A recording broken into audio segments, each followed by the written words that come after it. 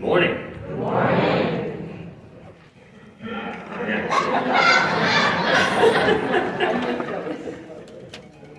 What a great place to be this morning. I didn't say it, but I sure am thinking.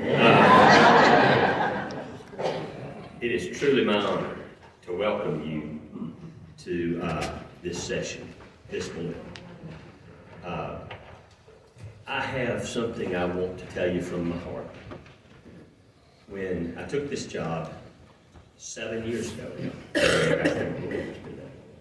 but I was very contemplative of the education component because I graduated from the Correll School of Real Estate in 1968.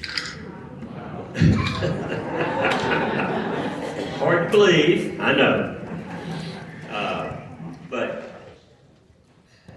what has happened in this field is incredible, and it's due to my good friend sitting to my left in large measure, and to the group I want to introduce you to right now. And I want you, if you're involved in that group, don't just stand up and sit down. I want the members of our Education Advisory Committee to please, in just a minute, and I've told you who they are, what they are, I want them to stand up, and I want you to understand that twice a year they come to Atlanta from all corners of the state. And when the Real Estate Commission has items that they need advice on in the education arena, these people are there to advise us. It's a large committee, it's a committed committee. And these people are what you saw last night. They are, from their hearts, involved in education, not to make this industry what it has grown to be in the state of Georgia. Craig has been the president of Arella. I think that was right before I got here. Yeah. Last year he received an award from the, was that this year? The big award. I got the President's Service Award from Arella. Now let me tell you what that is. He had already been the president of this national association, and this was long before I got on the job. And Association of Real Estate Licensed Law Officials, national organization, meets twice a year. And Craig had been the national president of it. And so you put him together with this group I'm introducing you to this morning, and you'll see why and how education has grown to the prominence that it has, not only with the Georgia Real Estate Commission, but in the state and in the country. And I want you to realize that. And what I have observed is the heart that you all put into it. Now, if you serve on the Education Advisory Committee, please stand up and remain standing for a few minutes. I want you to look around and see how many of you are involved in this committee that are here, and there are others that aren't. Is that all of you? I know I've seen more of y'all. But y'all recognize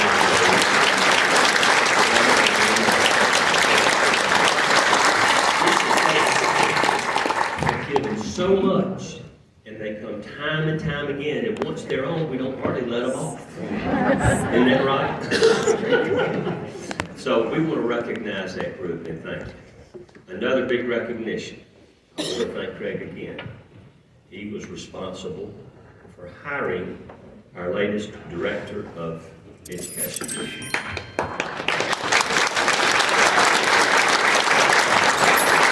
Tim, would you please stand up? Anybody that doesn't know you, but you've been in this.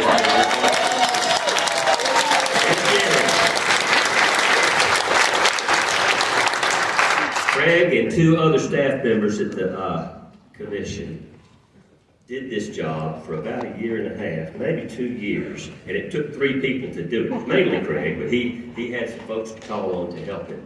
But y'all, this is a big job, and it calls for a big heart. Somebody that's been in education, been a teacher, cares about education, cares about teaching, and that's Kim Yarrington. And this is a big, big, big step. Her mother, Judy Presley, has been in the real estate business how many years, would you say? 27 years. 47, I knew it was more than that. That's awesome. Besides Arello, besides the EAC, we pay a lot of attention at the commission to who you are and what you're doing, because it affects the people that are coming in. And over the last 5 years, there were periods of time when we were bringing in 1,000 licensees a month. Now, that does weird things to the market. Weird things. And that has slowed up just a little. But at this time, I would like to call the fellow who has been chiefly responsible for handling all that. And y'all please give a warm welcome to Mr. Craig Coffey, our deputy.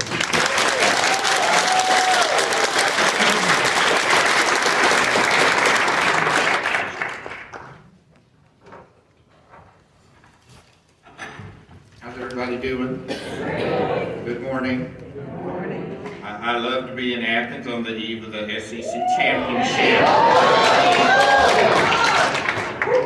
So, we'll go on with the meat of the program now. I'm going to be brief. We're already about to step on Rusty's time. He's going to talk about AI, which is a subject I know that much about, and people seem to keep wanting to talk to me about it, so I'm looking forward to that. I've just got a few things for you this morning, and I'm going to go through them fairly quickly.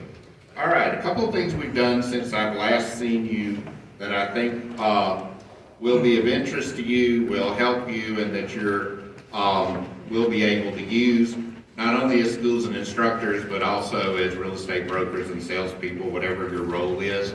So, these are both on the homepage of the website if you have not seen them so far. The first one is a piece that is labeled State of the Georgia Real Estate Commission. This is updated every month at the beginning of the month. Has a couple of things in it. I'm going to run over it real briefly. A lot of people have trouble grasping exactly what we do, and I'm not going to go through that 5 minutes that I do that on this morning, but if someone wants to understand our purpose and what we do, there's a huge page on that you're welcome to use. Second page, who we are. Third page is the part you're really going to like. I know it's not so exciting so far. Some statistics and information about what we're doing. So if you want to know the licensee counts, right now as of the beginning of November, had a little over 116,000 licensees. 99,000 of them are active. That's about 85%. We're averaging new licenses in about 400 a month right now. And in the last 18 months, we had a net gain of 5,200 licenses. You have to take in the people coming in with the people coming out to get the net gain. Talks about our budget, talks about our cases, talks about our projects. You're welcome to use and distribute this however it may help you. Second piece, this is called GREC Notes. Frank, who's kind of my right-hand person at the office, used to run the licensing department, is writing these with me. These are short one-pagers on various topics, and we're up for suggestions. So I'm going to run over them real quick. Always a favorite, advertising rules. Firm status report and how to use it for your brokerage. Licensee-owned properties. We've been having an uptick in cases on people mishandling licensee-owned properties. Paying commissions to unlicensed business entities. That's the rule so that your real estate salesperson can collect their commissions in an LLC. There's a page about that. Reciprocity for real estate licenses. We have a number of people every year applying reciprocally. And last, renewing your real estate license, some basics. Make use of these. Once again, find and distribute them. You have topics. Kim and I are working on some specifically for education. Kim's not on the grass of the job. She's up and making improvements already. And so there will be forthcoming with those. So those are 2 things to use. Other things I want to touch on very quickly. We have a project right now that we call the online portal application project that will be coming online next year. The software consultants say March, so I say June. Despite the large amount of money the software consultants make for these projects, but this project's going to allow you to send anything that you're currently mailing in, uploading into the portal, school applications, instructor applications, reciprocity applications, requests for investigations. We actually only we take in still about 15% paper applications. This is going to knock that down. It will also allow you to know where the application is. It's going to let us pass the application around the office. So if someone comes in on a reciprocal application, they have a criminal conviction we need to clear, it'll go from data processing to investigations and kick out some notices so people won't have to call and say what's going on. I'm excited about that. That's a big time project. Second project got a little, I haven't thought about that yet. That's an awfully good idea. Yes, I don't see why not. Yeah. Course codes. That's an awfully good idea because we send those via email now. So it'll take anything we put in there and route it. All right. Broker CE. This rule got a little behind last year as I had too much to do and not enough time to do it. We have a draft written that I think our attorney is looking at now. I pitched it to her this week and she got the flu, so I don't know. That's a good sign, but it'll be fine. Once she says it's okay, it'll go to the commission and we'll start rolling that out. The commission is going to be deciding how many hours of CE of the 36 are broker CE. All the brokers will be taking it. So that means whether you're a broker of a sole proprietorship, a qualifying broker of a firm, or hold an associate broker license, we plan on a certain number of the 36 hours will be on topics for broker CE. We'll give you guys some notice. You'll see when the announcement comes out for the hearing. And so I think the date for that to be implemented will now be sometime like in the beginning of 2025. But that project's picking up steam because I actually have time to spend on it. 2 other things and then I'm going to finish. I'm going to give you some quotes for this one. You know, one of my favorite quotes all times, and I say it all the time, it's from author Charles Dickens. It was the best of times, it was the worst of times. So, I'm not going to talk about the commission lawsuits, but I know it's on everyone's mind. You know, stay calm, stay calm. That's all I can say. The commission is aware of the issue and looking at it where it might touch us. So far, our thoughts are minimally, but I know everyone is concerned about it and we're concerned about it with you, but stay calm. Secondly, second quote for the morning. This one's from the Bible. This too shall pass.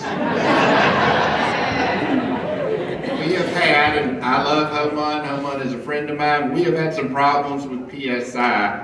I can get an amen, we're working it out. The scheduling problems of the summer have got better, but they are not totally gone. We are aware of it, I think a lot of it, from my perspective, has to do with the scheduling stuff. Is that they did a lot with their scheduling system without bothering to talk to my IT staff, and it might have been prudent to do that to begin with instead of afterwards. But we are working on that. Second, the broker exam rollout, which I knew was coming, but was kind of like a light switch. And contrary to anything they said, there's basically no communication from them right before it happened. The initial data shows that as planned, and I've just seen, some brief updates, I've not got the statistics, that it is still testing the same, basically, as the old exam as it was designed to do. How many people remember when we went from multiple choice to simulation, and how much dissonance there was about that, and then it settled down, or in that time? I know people were taken aback by the change, but there are a lot of reasons that we did it. It seems to be working. When they get to 3 months of data, which will be the end of December, we're going to look at the same thing.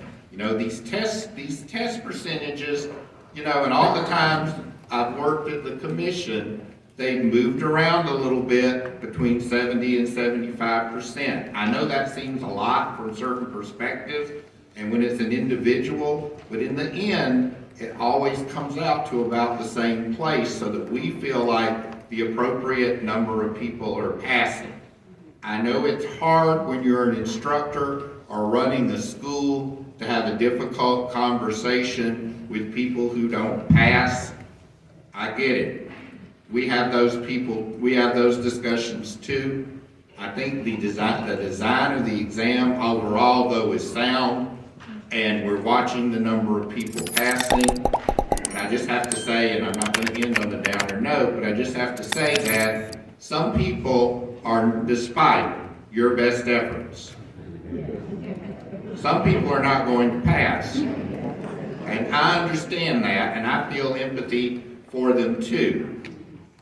But if there were people that were not going to pass, we might as well not have an exam. And we could do that. We could, I'm not saying we should, but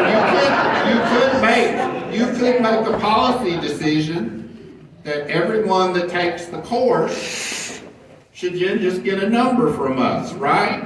But I know in your heart of hearts, there are people in your classes that you love, that if they can't do this, they're not going to be able to do the transaction. And I don't mean that meanly, it's just the truth of the matter, and it's that way across all industries. So y'all are doing a good job. So about these things, that come and go, it will all flatten back out. If you want to talk to me about any of it, you're welcome to call me, talk to me. Welcome to call Kim, talk to Kim. I'm sure of y'all who've been dealing with Kim know that she has a very open policy and is not afraid to engage in conversation. But overall, I just want you to know I'm not worried about the commission lawsuit or the PSI stuff. It will all straighten out. I'm excited about the broker C and the portal. We're going to have a good year. Like I said, it's the best of times. It was the worst of times. And I wish you a happy holiday season.